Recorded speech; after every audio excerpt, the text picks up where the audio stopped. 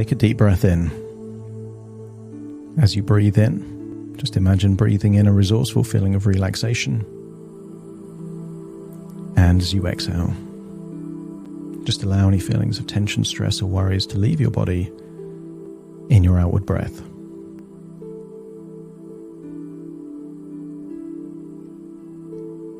As you breathe in that resourceful feeling of relaxation, become aware of any feelings of tension in your body, especially those places that there isn't normally tension. So scan, for example, the back of your head, fingers and toes. And of course, you can pay attention to the usual suspects: forehead, jaw, neck, and shoulders.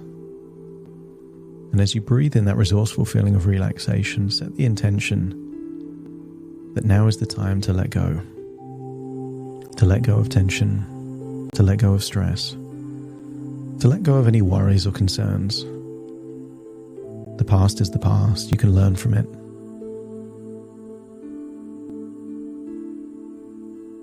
I want you to get a sense that the past is a treasure trove of wisdom and insight. Your memories, your experiences, mistakes, but also wonderful experiences. And I want you to think back to a time that you were in nature, maybe on a cliff top looking out over the ocean. And I want you to pay attention to the details. Imagine you're back in that memory and notice the colors. How the color of the sea is different from the color of the sky. If there's a breeze, how it feels on your skin. How you breathe differently when you're in nature. Maybe slower, deeper breaths. You breathing from your nose or your mouth. And just get a sense of where your body is weighted. Sometimes people are centered right there in the solar plexus. Sometimes they're more grounded in their feet, or sometimes up in their head. So get a sense that you're feeling connected in the same way that you are if you were walking on a cliff top near the ocean. Breathing in and breathing out, feeling like you're opening up a portal to your subconscious mind. I want you to imagine that there are senses that exist that enable you to experience reality. Through your eyes, you can see things that are real. Through your ears, you can hear things that are real. You can feel sensations from the nerve cells in your fingertips, all different parts of your body, so you feel what is real. Tastes and smells. But I want you to accept that anything you can experience in reality has an inner equivalent. Instead of seeing things with your eyes, you can imagine things, visualize things in your mind's eye. You can hear things in your ears, but you can equally have a song that gets trapped in your mind from the morning and just plays in your head all day long. Inner dialogue that could be your voices or someone else's. Sometimes there's 2 or 3 voices having a conversation back and forth. And sometimes these thoughts can create feelings, emotions. But those emotions feel like they have a physical sensation. Sometimes people will feel anxiety in the gut, or stress in the jaw, or excitement in the chest. I want you to increase the self-awareness on these feelings connected to emotions, and that these emotions are connected to thoughts. And that whenever in life you're experiencing something that is undesirable, Maybe it's procrastination. Maybe it's anger or stress or sadness. I want you to imagine that you can reverse engineer, to go backwards and think, what was the thought or evaluation that led to this feeling that is linked to an emotion in some way? And quite often, it's a split-second thought, a memory, in a dialogue. And there's always ingredients. For a memory of the past to affect you, has to be a certain brightness and size. For inner dialogue to affect you, it has to have a certain volume, a certain tonality. And I wonder what would happen if you became a treasure hunter, a puzzle solver, that each time you're experiencing an emotion that isn't useful for you, you treat that as requiring certain puzzle pieces that led up to this feeling. And when you change the puzzle piece, the entire picture changes. Because finding out one recurring memory or one tonality of inner dialogue can prevent hours and hours and hours of unpleasant emotions and feelings. So if you found the cause of that, is that not more valuable than treasure? I want you to think to a time that you were in a mood that wasn't useful for you. And see if you can find some treasure in that experience. Maybe there was something you were focused on. Maybe it was the way someone said something, or maybe it was preempting a natural cause and effect consequence of what might happen next. And as you change those ingredients, change the pieces of that puzzle, notice that it completely changes how you feel. Continue to breathe in and breathe out. And I want you to imagine that your future is a 1,000-piece puzzle. And there's certain things in that puzzle that will not change no matter how successful you become. The things you like, you will still like. The people that matter will still matter. You'll still eat the same kind of food, even if it's better quality, served on a posher looking plate. I want you to get a sense that so much of what is in that puzzle picture of your future is going to be exactly the same no matter how successful you become. So all you're really doing is figuring out what to do to change maybe 10 or 15% of that picture. No matter what happens, you'll still be you. The things you value, you'll still value. And I want you to imagine what that picture looks like.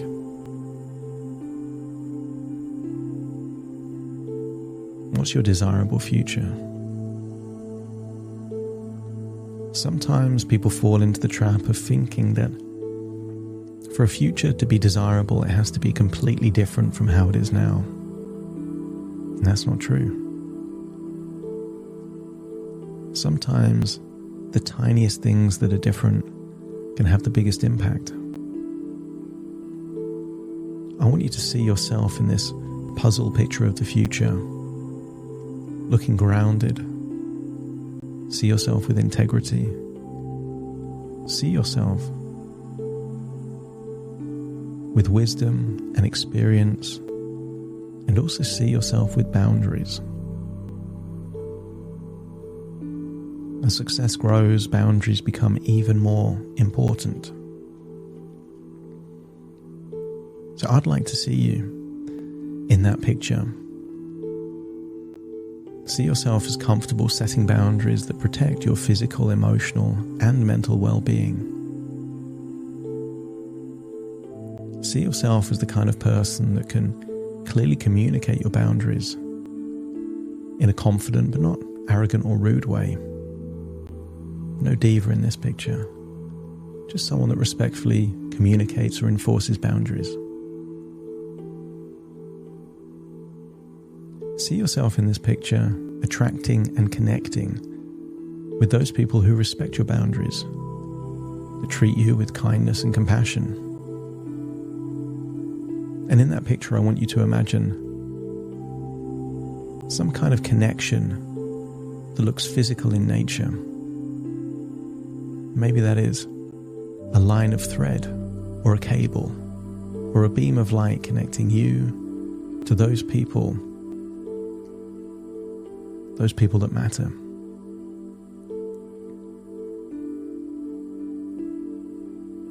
I want you to accept that no matter where you are in your life, you will value your relationships and invest time and energy in nurturing healthy connections with people. That's the same now. That's the same 2 years from now. And it's the same in the future, no matter how successful you become. That you will always approach people with an open mind and heart, free from judgment and preconceived notions. And you decide how much of your book of who you are you open. You can be an open book to some and a closed book to others. You can hide in your shell from some and leave the shell far behind to others. Because the book and the shell are the boundaries. And the choice you need to make is your intentions as to be in the shell or leave the shell, to close the book or open the book. But just know that you have the ability to express yourself authentically and honestly without any fear of rejection or criticism. You can evaluate any feedback, but you are valuable no matter the decisions or choices that other people make. You appreciate the unique qualities and perspectives that others bring to your life. You can learn from their experiences and insights, but fundamentally, this is your life, this is your story, and you get to make the choices. And sometimes you won't realize that a boundary needs to be created until a boundary is crossed, either by you or someone else. But just trust your ability to evaluate that when your emotions tell you that something might be necessary, that might be a cause for a new boundary, a way to protect your mood, your energy, your health, or even your safety. And if your unconscious mind is happy that you can create boundaries for where you are, and you can also create new boundaries in the future, just let me know by nodding your head. And sometimes it's worth thinking about the things that are unlikely to happen, just to know in advance what you would do if those things did happen. I want you to imagine that you're about to create a contract for your future, an agreement that you make with yourself, your future self, that no matter how successful you become, there are certain key things that you will agree to. And in doing so,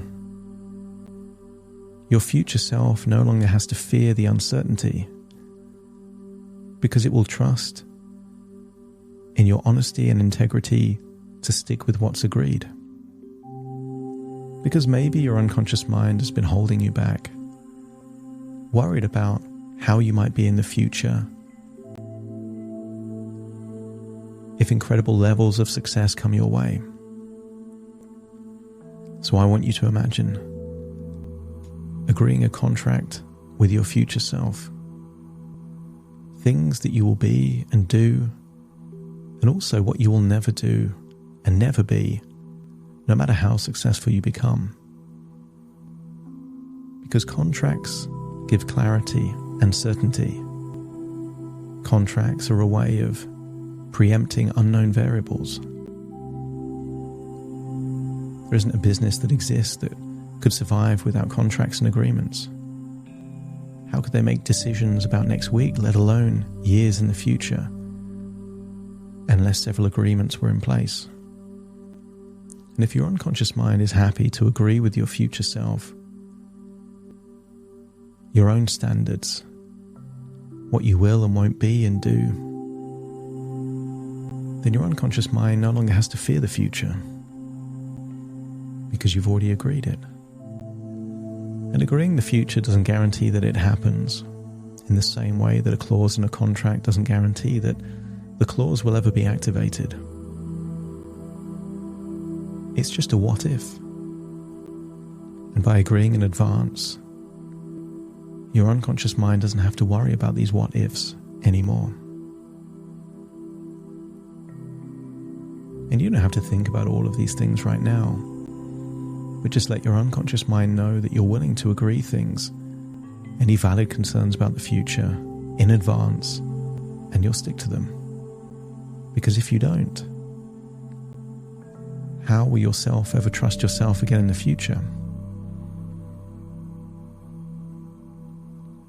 So I want you to open your mind to making agreements about your future and feeling that you are opening up your ability to connect with yourself, to connect with others.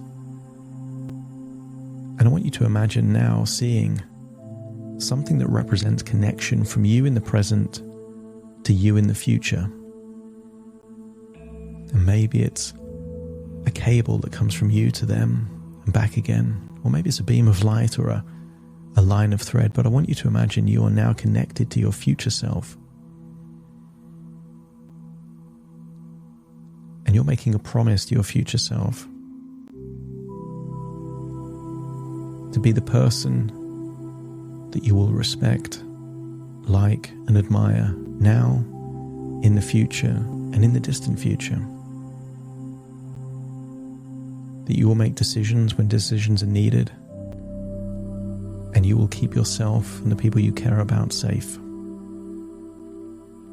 And I want you to feel like you're unlocking a door, a portal, to a deep sense of belonging and fulfillment, creating a catalyst to create meaningful connections with people that share your values and aspirations. I want you to get a sense that you can learn from the past to build a future that you desire. You are unlocking all of your infinite potential and capabilities to manifest the future that you desire, knowing that just like traveling on a journey, you can plot your route, but sometimes you have to make decisions while you're on the journey as new things come up. When traveling, sometimes there's traffic jams and roadworks, blocked roads or accidents, and I want you to get a sense that in those situations, you take corrective measures and then you get back on course, as you will do in your life. As your life moves forward, you can't predict and preempt every single thing that happens, but you are able to trust yourself that you will make the best decisions with the best resources and information that you have at any point in time. And in doing so, you're giving a reassurance to your future self that even those things that can't be preempted or predicted, you're creating a sense of reassurance that they can have confidence that you will still do the right thing when those things happen.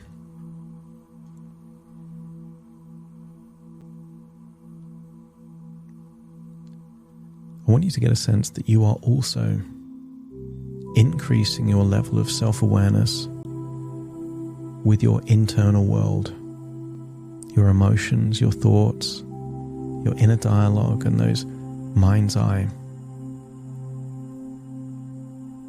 There isn't just treasure in that inner experience to evolve yourself, but also you will find inspiration from these interactions that could also be put to use. If your unconscious mind is happy that boundaries will help protect you, that you can open up your intention to connect when you choose to, and also that you're able to learn even when things don't feel right or seem right, and that can help you in the future, just let me know by nodding your head. Then take a deep breath in through your nose and out through your nose, and feel like you're leaving this cliff top by the ocean and returning to the present in your body, listening to my voice at this moment in time. Wiggle your fingers, wiggle your toes, get a sense that all parts of you here in the present, as I count from 1 to 10 to awaken you. Starting to count. 1, 2, 3, waking up. 4, 5, 6, more alert. 7, 8, open your eyes, open your eyes. 9, 10, wide awake, wide awake, wide awake.